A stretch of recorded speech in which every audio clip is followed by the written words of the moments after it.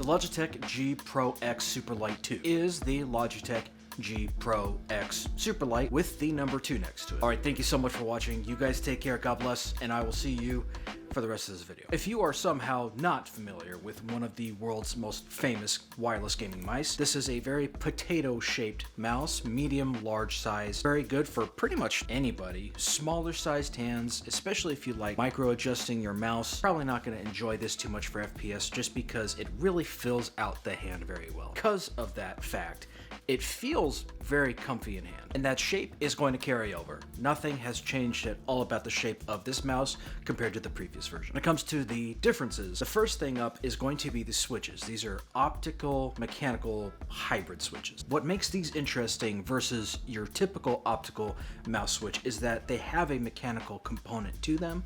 So in Logitech G Hub, you can switch between a hybrid mode as well as pure optical mode to help reduce some of the power drain from this mouse. Switches themselves are very tactile. I love the way these feel. They are a little bit heavier than the previous switches in the Superlight. And for those of you that really prefer lighter clicks, you may actually find this to be a bit of a downgrade. Now for the side buttons, I do find that the Superlight 2 has a little bit tighter tensioning for the side buttons here. Not as much post-travel, really. The original Superlight, it feels very mushy in comparison, but other than that, the actual click as well as the sound is very simple. Then the scroll wheel, I do find that it is a little bit looser. It's looser tensioning on the Superlight 2 versus the original Superlight.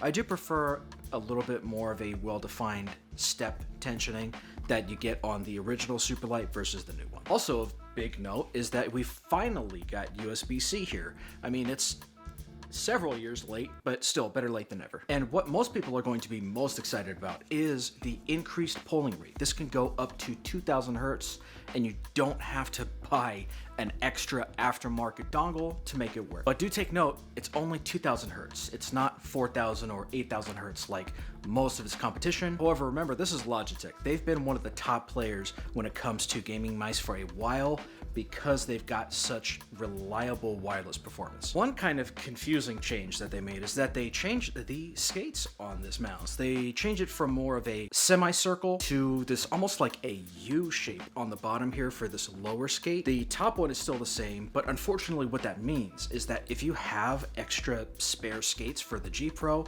it is not going to work with this mouse, and unfortunately, these are insanely thin skates. They're very smooth. Like, these are some of the most smooth and consistent gliding skates that you can get on a stock mouse, but they are crazy thin.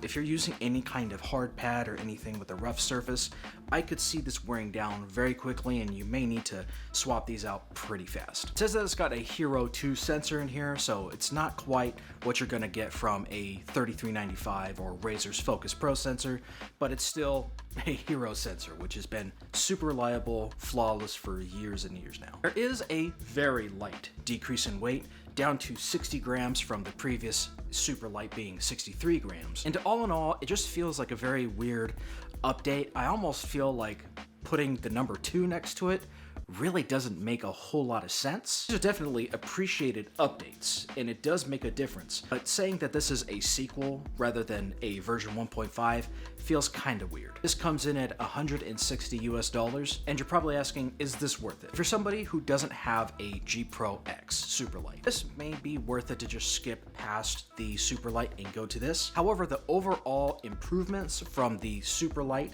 to the Superlight 2 are fairly minimal, and right now you can get the Superlight at a much lower cost versus the Superlight 2. And if you have the original G Pro, either of these will be a fairly big upgrade. But you have to ask yourself, is it really worth like $40-ish to go from 1000 hertz to 2000 hertz and to get those optical switches in here, which do definitely make a difference. But comparing side to side, the Superlight and the Superlight 2, I don't really feel much of a difference. The 2000 hertz definitely feels snappier in terms of the sensor performance when I tested it in game, but you're not going to be suddenly doubling how many headshots you're going to get compared to the previous Superlight. It's really just, it feels a little bit smoother, frankly. Then you have to ask yourself, is your monitor's refresh rate high enough? If you're like at 60 frames per second, you're really not going to be getting anything from 1000 hertz to 2000 hertz. you'd really have to have, at bare minimum, 144 hertz or preferably 240 hertz to really feel a big difference there. So yeah, this is definitely a nice